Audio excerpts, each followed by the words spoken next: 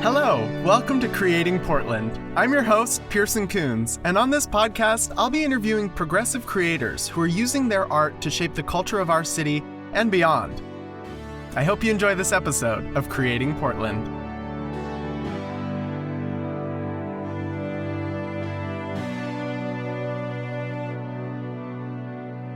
Hello, everybody. Welcome back for another episode. We are here with an exciting guest whose name is Honey, and she is a queer femme artist, speaker, activist, and coach. Her work is an exploration in stories of the body and its emotional processing. Originally from Chicago, she's found the perfect stage for exploring resistance in the body while living in Portland. Welcome, Honey. I am so excited to get into this. Yay, me too.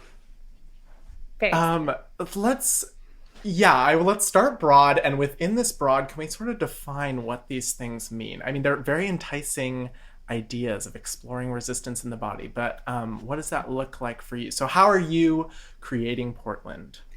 Yeah. It's really funny to think about like Portland as a backdrop. This interview kind of forced me to like think about it that way. And I actually was talking with my partner last night being like, how do I use Portland? Like, that's really weird. And they were like, you perform all over the city. Like what, what are you talking about? And especially now that things are so different and I have a very different lifestyle. Like I don't work a 9 to 5 anymore. For the first time in like my whole life, I don't have a like solid full-time job that I'm committed to during the day. So I can actually go out into like spaces in Portland and find points to sort of explore things going on in my body and then also how the environment maybe affects them. One of the places I was just at was the Southwester, which is in Washington State, but still I feel like very near and dear to a Portlander's heart. Mm-hmm. I did a residency there and sort of explored kind of environmental grief, specifically around like grieving the last year in the body. And then also married that with like my own work around grieving and sort of sifting through what that's like, which has been wild. Yeah, that sounds very intense to explore, especially right now.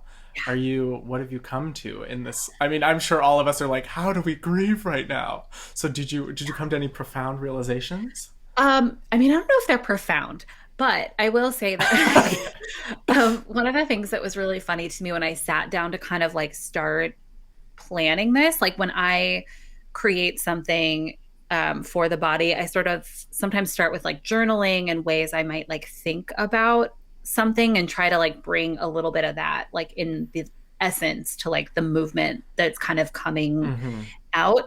And I started journaling and I was like, I actually don't know what grief feels like aside from, and it sort of stemmed from losing a grandfather that I was really, really close to, like, I don't know, 4 years ago, I think. And sort of reconciling this inability to say goodbye to him in the way that I wanted to. You know, if you follow me on social media, you might find out all the family drama behind it, but like it's very like just weird little eccentricities about, you know, people's families and reconciling this inability to say goodbye. And then realizing that like I actually have experienced grief in very different ways. And one of them is also around like saying goodbye to this liver after my liver transplant and like, and then, yeah, so it's just been like this weird process of like sifting through a lot of things. And I think, so to answer your question in a very long-winded way, it's that I talk like a dancer. We can't think linear. It's weird, you know, or maybe it's Aquarius. I don't know. But I really want to normalize, and I've been seeing a lot of this conversation happening, is normalizing like how to notice grief every day. Like grieving is a process, right? It's just like dealing with, how do we deal with anger or how do we deal with being sad or like depression? And I think grief is part of that, and nobody wants to talk about it because I think Right. grief is so, I like to think of it as slippery Oh. and wet. So I've kind of used a lot of imagery of myself in and around water and in like my own bathtub as sort of this like visual sort of like you're either literally showered or like immersed in grief, or it's just like Mm. evaporating and like falling off of you, like when you get out of a shower and like water just kind of falls. Mm. Yeah. Yes. Yeah, it's so interesting to explore these things through sensations rather than, I mean, we've had a lot of writers on, we've had Yeah. filmmakers and theater artists, and it's exciting to talk to someone who's exploring it in such a physical way Yeah. that I think we don't account for in our culture and our society and in Portland, that we also need to externalize our feelings and our grief through our bodies beyond just our words, beyond just our creations. So that's exciting to Yeah. see that you're creating that here. And so what, so in a way you were saying earlier that you're going to different places in Portland and those are informing your pieces and informing your exploration. Mhm. So in a way kind of Portland is helping you create this exploration. And so what have you found in terms of exploring here specifically? Um, I think there's a lot of kind of internalizing my own journey here in Portland. Like I moved here at the Mm. end, kind of mid to end of my 20s. Um, like I'm 37 now. I think I moved here when I was like, I guess 27. I've been here about 10, maybe 11 years. And Mm-hmm. uh noticing the like the different changes in the way the city has not just developed in terms of like, you know, these like big huge high rises that we all have lots of feelings about, right? On a Mm-hmm. ton of different levels, like but also just the way that like people, like the people coming here have changed, people living here have changed and shifted. I think that there is, I always loved to say that Portland is where relationships come to die. I moved here with Oh. somebody and we broke up within a year. I knew like other people in my circle that had done the same thing, or like, you know, you hear stories of people being like, I moved to Portland and broke up with my partner. And it's like, Mm. I don't necessarily feel that blanketly, but like, I definitely feel like there is some truth to it. So I'm always like, don't move to Portland if you're in a relationship.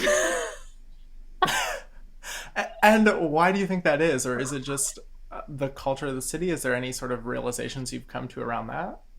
Yeah, I think that there, for certain people, you know, I will say I have learned a ton since moving to Portland, both like in terms of myself and then also like socially, as someone who would consider themselves an activist. I would never call myself that prior to living here.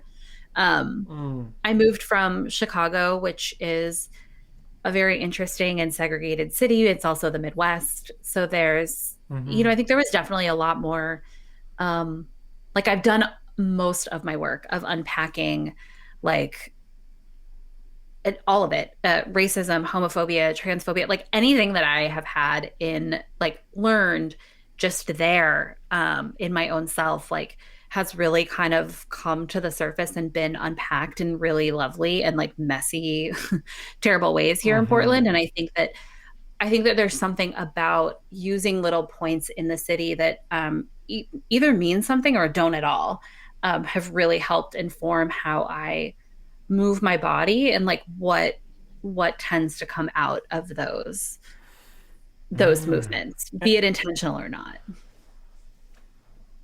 Yes, and sometimes art is unintentional and art Yeah. is creation is unintentional, which is interesting too. Yeah. But I want to, you mentioned that you now identify as an activist, which you hadn't before. Yeah. And so I want to kind of get into that, where in terms of how you are creating Portland, what kind of, how do you consider your art activism in the city? So there is, I mean, I could go on for hours about this, but I feel like there is an interesting uh so kind of unconscious bias almost. That may not be the right word, but it's the thing that comes up for me. But there's like an unconscious thought, I think, about art that involves physical bodies that you can't edit or manipulate. or Mm. change to what you might like, right? Like photography, you can kind of edit, manipulate, use filters. Um, Film, you could do the same thing. You can use angles, right, in all of that to kind of get this Hmm. like look of the way a body looks. And I think that there's something really special about like live theater and dance that you don't get in a lot of other artistic practices. And I think that there's something really raw about that. Um, and I also think that it has a weird, like, I think that folks are hesitant to come to art like that. Um, Mm. you know, in a way, it's this thing of like you can't fully reconcile like what you're seeing on stage because you don't have control over what it looks like. It just is what it is. Like you see it, and you might see it through a specific lens or like from where you're sitting, but it's like you have no control over manipulation of it. It is all what the performer and the creator want you to see. Um, and I think that there's something really um, challenging about that and really like Mm. disruptive. Um, that unfortunately, I think a lot of folks miss out because they get intimidated by that. Um, yeah. Yeah. Well, there's a lack of mediation there between the artist and the audience, and Hmm. it's like the brain of the artist goes through this mediation in a lot of art forms, and then arrives at the audience. And then for Yeah. dancers and these live performers, it's like you're looking at the brain of the artist. They are right in front of you, and the Yeah. experience you're having with that artist is exactly as it is for them too. There is no sort of mediation and no sort of separation of the artist from the art physically, Hmm. which is so fascinating to think about because I work in film and those kind of mediums where there is such heavy emphasis on mediation and editing and manipulating, like you're describing. Yeah. Ugh, riveting. I could talk about this forever. I know. But let's zoom out a little bit beyond just your work with Yeah. your body and grief and exploring emotions. So let's zoom out then beyond just your personal work with movement and grief and exploring emotions through your body and talk about Portland art as a whole and your experience within that ecosystem. And what have you found to work in the Portland art scene as a movement artist, and what have you found to maybe not work as well that we need to improve on as an artist? Yeah. I think the biggest thing for me that I notice, and I think some of it is that I am friends with, certain folks and I see a lot. I, okay, I'm just going to go there. I see a lot of misogyny and, you Mm. know, I mean, obviously racism is there. Like we're Portland, we can't ignore it. It's like it's real deep in. Mm-hmm. We like to think that we're not, and we all know that we. But I do think that there is this really interesting uh, allowance for misogyny in Mm. Portland art, and I think that it is everywhere, right? Like, I mean, we've got the Guerrilla Girls like constantly making noise and disrupting things in that way. Like it happens all the time and everywhere. But I also have been a burlesque performer since I moved to Portland Mm. and was in that community. And I always found myself somehow shocked and amazed when I should never have been of like how easy it is for male burlesque performers to come into the scene and just like get a lot of attention and sort of not do a lot for, for that. Mm. And that, there's an imbalance and it's always there and it always increases based on like, race and body size and type and all of that. Like that is all wrapped into it, right? Um, I do think that there is, I feel like, and perhaps I think also having been in Chicago when I was younger and still in college, there's probably some stuff I didn't really see and also probably didn't notice. Cause again, I unpacked a lot of stuff living here. It really Mm-hmm. like moving to Portland really kind of shifted how I saw a lot of things. Um, shout out to my friends that asked me to do better and like demanded it and like Mm-hmm. love y'all. Um, but I think that yeah, it's in a way that I have never really seen or noticed in at least on the surface in I think some other communities. I think that there are um, just a lot of entry points for folks that are male identified. And Mm. that, you know, that definitely does not include our non-binary and trans community. I think that they have a lot of similar challenges, but there are certainly a lot of uh, cis male folks getting lots of FaceTime. Um, and I think that there is some reckoning that needs to be done there. And I also, um, you know, I think that there is a lot of art that a lot of folks are missing out on. Um, Mm. the other thing, I mean, and this is something that is really interesting to me, and you may have a different perspective on it, and I'm so curious to know if you feel this way. But I also feel like Portland has a really interesting love affair with classical art. Like ballet is really Mm. strong here in a way that it wasn't.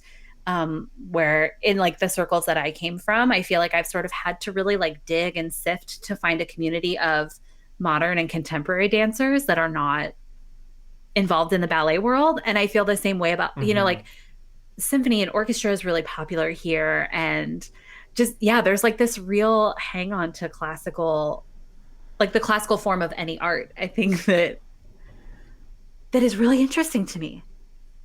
Yeah, I've noticed. I mean, the way I would describe it is just like Portland loves comfortable art. And Yes. there's not, I don't get the sense that there's a lot of like innovation and edginess happening, which is why I sort of wanted to create this podcast and interview progressive, interesting artists that are making those contemporary new things, because I know it's happening. It, like you're saying though, it doesn't feel like it's in the mainstream. It doesn't feel like a priority for Portland in the way that it should Yeah. in like other cities I've been to. Like I studied art in New Orleans, which is a totally different scene, which is both based in like ancient forms and like hundreds of year old art forms, but then also like super innovative and edgy and creating things that are totally new that I've never seen before. Yeah. So yeah, I think Portland really likes to be comfortable in its art, and things like the classics sort of reassure us that yeah, it's going to be exactly what it was last time, and I want it to be exactly what it was last time because that is what I want to see, is the same thing every time, which to me Yeah. is boring, but I guess audiences will pay for it. They eat it up. I don't get it. I've been to a couple Yeah. performances of some of the like ballet companies here that do things that are a little different than just like, you know, your classic ballet. And I find them kind of boring and kind of, I don't know, without a lot of substance. Um, Well, it's really not rewarded. Like, it's not rewarded both capitalistically and just culturally. There's not a lot of reward for pushing the boundary, which is interesting because we mhm. pride ourselves on being weird Portland, or like keep Yes. Portland weird. But I come back and I'm like, how weird is this? Like, it doesn't feel super weird to me. Yeah. Yeah. It's really interesting. And I mean, and it also shows too in the, I think there's a really big surge right now that is happening, and I want it to continue happening and get even bigger. But I think that artists of color here are really Mm. undervalued and under, uh, you know, like not noticed. Like, you know, Ori Art Gallery is something that is it's just so special, and I know the folks personally that like run it, and I feel like it is getting noticed in places that are not Portland, and it's really a Hmm. bummer. Like it's a huge bummer. um yeah. Yeah, well, I mean, when you look at the classics don't have people of color as a part of No. them. So if we, as you're Yeah. describing, you're observing that people love the classics, and then it's like, why can't we incorporate more new voices and more like less traditionally represented Yeah. perspectives and artists in there too? Yeah. Yeah. Oh, It's what a a little challenge. wild. And then it is wild and daunting, but I think, I don't know, we'll keep exploring it on this podcast at the very least. Um, and then so what is working for you, or what keeps you creating in Portland as a movement artist? Um, I think the drive to keep creating is really like a personal one, and I think that that's also super important as an artist. Like I think that there is something to be said for folks who uh, have a lot of recognition and get noticed. And I also think that behind those folks is like a lot of drive and a lot of passion and a lot of um, commitment, and also maybe a little bit of, I definitely, at least for myself, I'll only speak for me, but a little bit of crazy. Like I always joke that my head is a Mm-hmm. terrifying place to be. But like weird dreams is where a lot of stuff comes from. Um, Mm-hmm.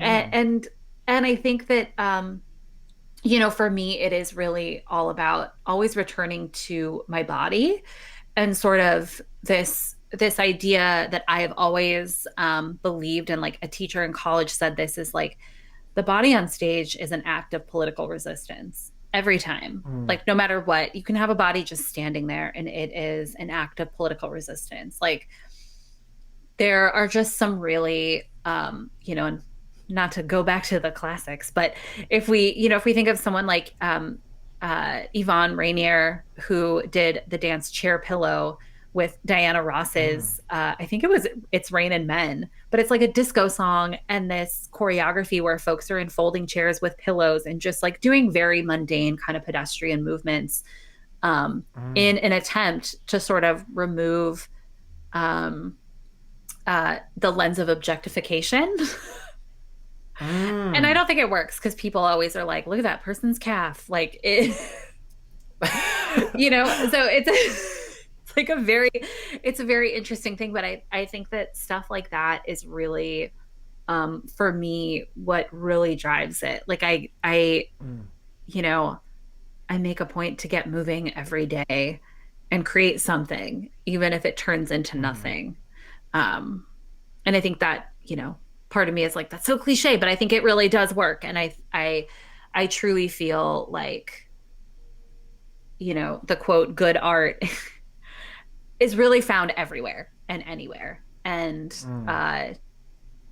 it's all around. And for me, it's all about just continuing to look. And if nothing happens with my work and it's just like found someday and people are like, wow, that was weird. Like I've still done my job. Like, Mm-hmm.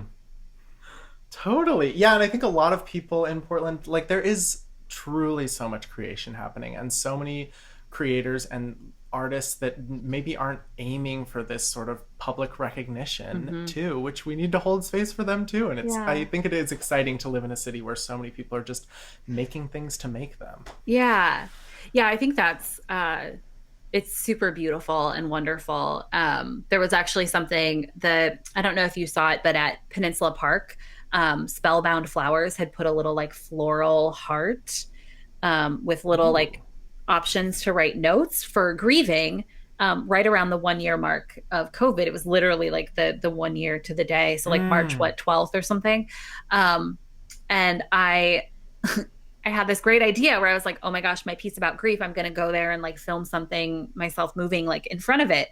Um, Mm. Definitely missed the chance. They like took it away in the middle of the night. No. Yeah, so I like missed the opportunity, but I created my own little one that like is now on my Instagram, and I'm probably going to figure out how to create some Mm. more, but just like making me like, it was so lovely. And I kind of had this idea of like figuring out how to move with flowers. I think there's something, Mm. like the connection of like you give people flower arrangements for funerals, which are really weird. And like, but then also like how quickly flowers die, and just all this stuff around them, um, really kind of spoke to me. And it's little things like that where I'm like, that is the kind of art that, like that little floral arrangement is this small Right. piece of public art that was kind of, I think, even a little bit accidental. Like it was part of a bigger thing. It's Mm-hmm. like, I think it's like Flower Hearts or something, and it's an account on Instagram, and people are doing it all over the country. But Oh. yeah, but it's like it's just so cute, and it's like that moment where one artist somehow meets another, like through not a lot of connection, and you just like Mm. can spark something magical, even if the actual thing is like a different, two different creations. Yeah, that sounds beautiful. I want to see it whenever it does happen. Okay, and so then our final question and segment is just what is your hope for the Portland art scene? What is your dream Oh, for Portland post pandemic? 5 years, 10 years? Where are we headed? What oh are my you gosh. excited for? This is our future segment. Yeah. Um, I am excited for uh artists of color to keep booming and creating Mm-hmm. things and challenging Portland. I think that they are so important. Um, between the work that we're seeing in like the murals that are popping up from artists of color that people are actually like hiring and paying, which is really great. Mm-hmm. um, and even someone like Anthony Hudson as Carla Rossi. Like I know that Anthony has all kinds of shit like up their sleeve.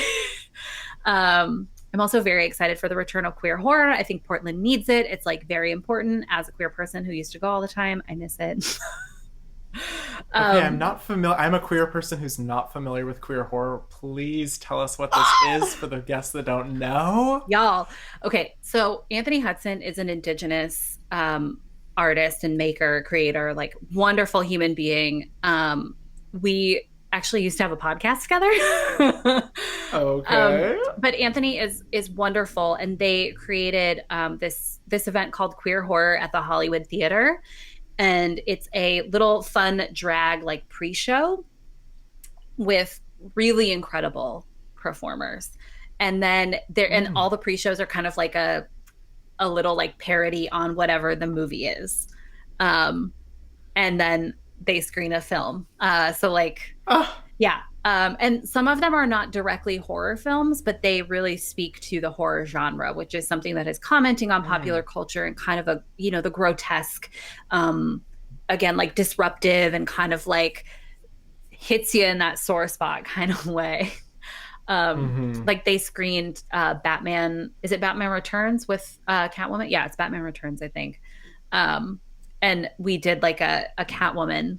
There was like a Catwoman act as a Drag pre-show. before. Ah. Mm-hmm. Wow. Okay, Yeah, cool. So you want that those that needs to come queer back. Yeah, experiences. Yes. yeah. And I think just what I would love to see out of Portland, and just everywhere too. But I can't wait to see little pockets of live, time based, space based performances popping up Mm. everywhere.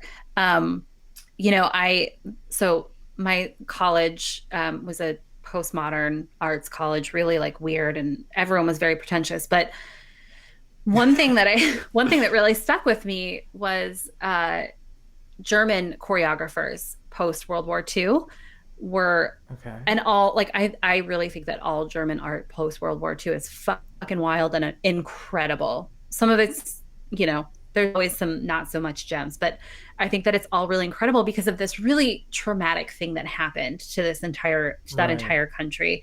And I think we are on the verge of something like that. Mm. Like I have a lot of thoughts about like Little Nas X's new video, but I also think that that is just like a taste of some shit we're gonna see. Oh, sorry, I don't know if I can swear on this, but Oh, go off. Yes, no, I agree. It's really signaling a really interesting sort of. I mean, I don't want to say renaissance too early, but I'm like, yeah, whoa, we are headed in an interesting direction to sort of grieve this. yeah, I think so, and I think that there is going to be some wild stuff that comes out that will be really special and really worth noting. And I think that Hmm. includes pop culture too. Like in going to a postmodern art school, there was a lot of poo pooing of pop culture, but I actually think that pop culture is amazing. Um, Yes. and really fantastic. Like I love pulling it apart and dissecting it and also just enjoying it for what it is. Like give me a Hmm. Bravo reality TV show any day. I love it. I'll also rip it to shreds. Like it is so fun for me. Yes. um but yeah, I'm I think that is what Portland really needs. And I hope that we see it. Mm. And I hope that we see a lot of it around this like trash ass mayor we have. Um, like fuck Ted Wheeler. I'm so sorry. You told me I could go This off, and so became I a started. political podcast. This is a political podcast now, which is great. And there is so much. There is grief, like legislatively, politically, COVIDly, racially, the protests. I mean, I don't think we've processed that in any sort of productive way yet. And yeah, it's going to be a wild, wild time when we can all get back together and share art and make art. And Yeah. I'm riveted. Like, I am at the edge of my seat ready to watch what happens. But yeah, it's going to be bumpy and clumpy and exciting. Yeah.